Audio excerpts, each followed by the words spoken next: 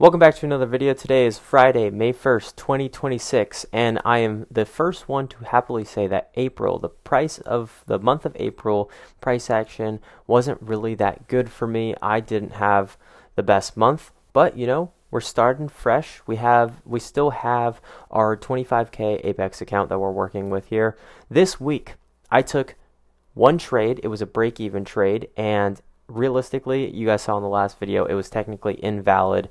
What should have happened was I should have taken two trades this entire week, both on Monday, one on Tuesday, and one of them should have been a break even. The other one should have been a win. So in hindsight, I should have been up 1R today, but we're going to review the journal today. This was my prediction coming into the week on Monday. I wanted to see an open low high close, specifically towards this DOL right here, which was the high of 2 weeks ago, I believe. That's what I wanted to see because it was near a new week opening gap as well. So I thought we would have a open low where we would open low, hit the new week opening gap high, and then distribute higher to all-time highs and continue expanding, of course. What happened? So this is what happened. This is the result here. As you can tell, we did get very close to the DOL that I originally had, but we did not hit it perfectly. And I realized in hindsight that I was probably asking for way too much, and that would have required a very big move in order for me to achieve what my actual predictions were.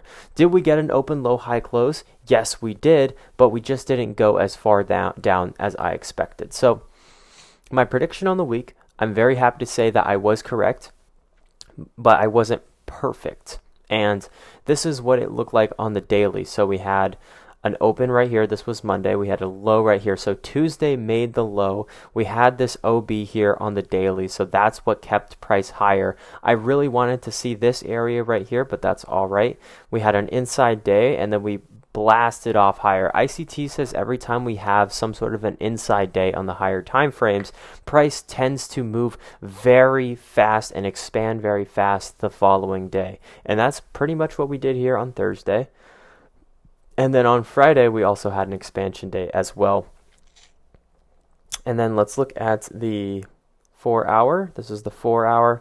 I want to show you guys specifically the 1 hour though. The 1 hour is what caught my eye. So this was the open on Monday.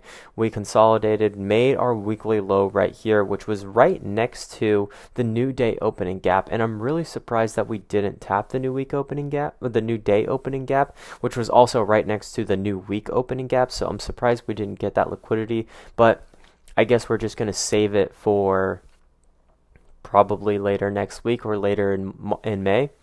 And we had this market structure shift right here.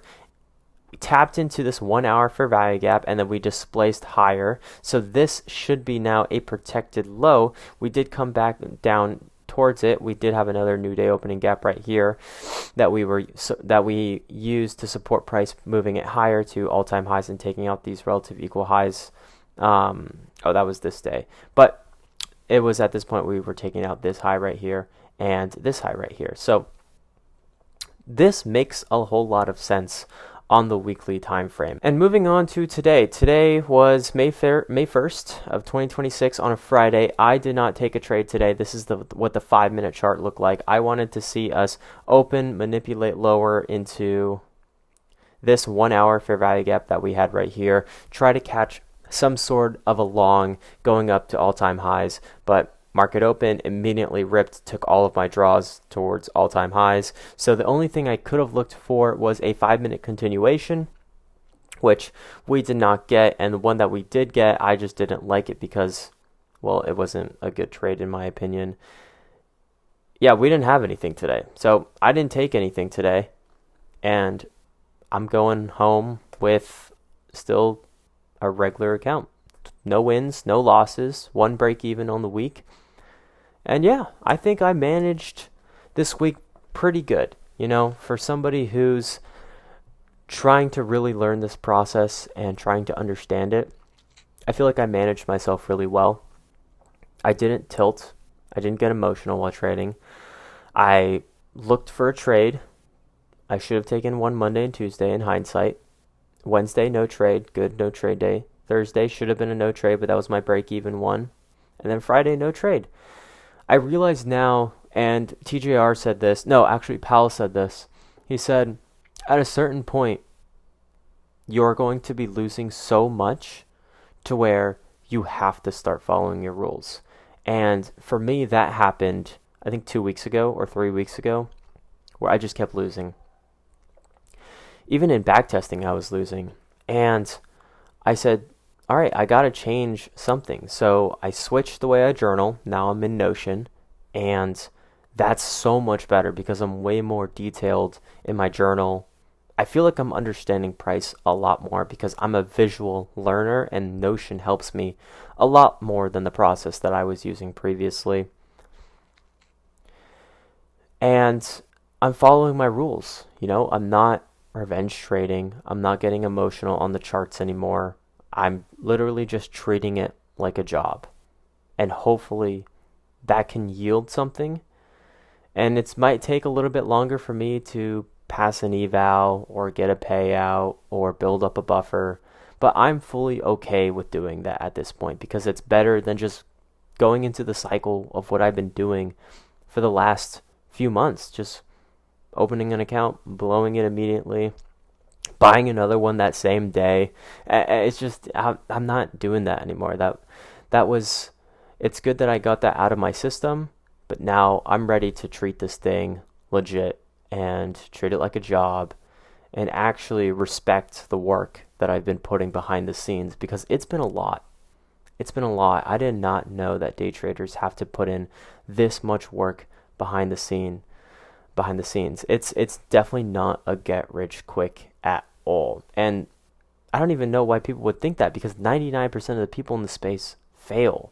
So how would it be a get rich quick if 99% of the people fail? Even the 1% that do make it, it wasn't a get rich quick. Those guys put in 1 to 3 years minimum before actually seeing some sort of a return. And I've been trading now for basically a year and a half, really consistently with ICT concepts. Journaling, I've been journaling consistently since January of this year, 2026.